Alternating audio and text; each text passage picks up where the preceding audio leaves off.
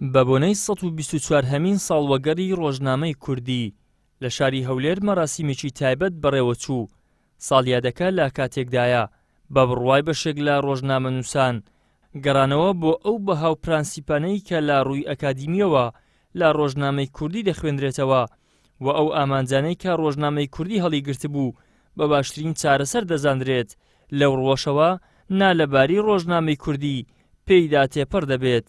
لادان و پشتگوێ خستنی ئەو بنەمایانەی کە ڕۆژنامەی کوردی لەسەری دامەزراوە وای کردووە ڕەوشەکە بەرەو خراپتر هەنگاو بنێت.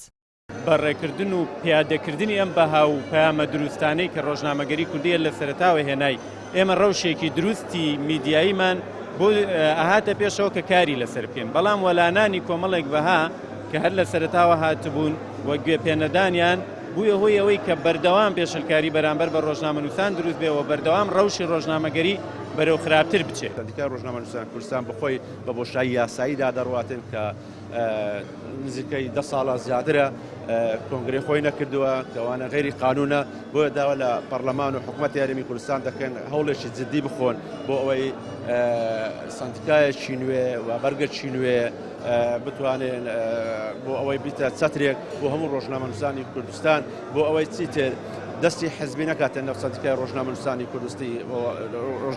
کوردستان. لای خۆشیەوە نەقیبی سەندیکای ڕۆژنامەنووسان باز لە سنوورەکانی ئازادیکاری ڕۆژنامەگەری دەکات و دەژڵێت قسەکردن بەبێ بەڵگا گرفتێکی تری بەشێک لە ڕۆژنامەنووسانە.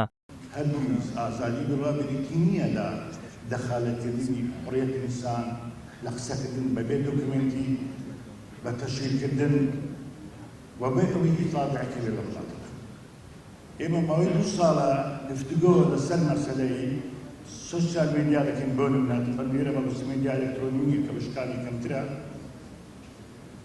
هەر لەو ئەمڕۆ لە پانێلەکاندا دەمانوێت بەردەوامی ئەو بدەین کە ئەوەی کە دەگوزارێ ئەو مناقشەی کە بەردەوامە هەر مناقشەی ئێمە نییە، ئەو مناقشەی ئایەوجیە هەموو سەدەڵدەیان ئەندامانی کە لە فیدراسیۆن ڕۆژنامەنووسانی دەوڵەتی.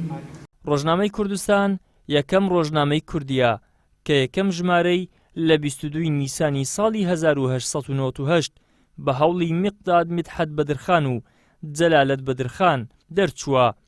ڕایجیاوازیش لەبارەی ڕۆژی دەرچوونیەوە هەیە و هەندێک پێیان وایە لە 21/4 دەرچووە. ڕۆژنامەی کوردستان ماوەی 5 ساڵ و لە 5 وڵات و شوێنی جیاواز بەردەوام بووە. ئیدریس محەممەد، کەناڵی ئاسمانی پەیام، هەولێر.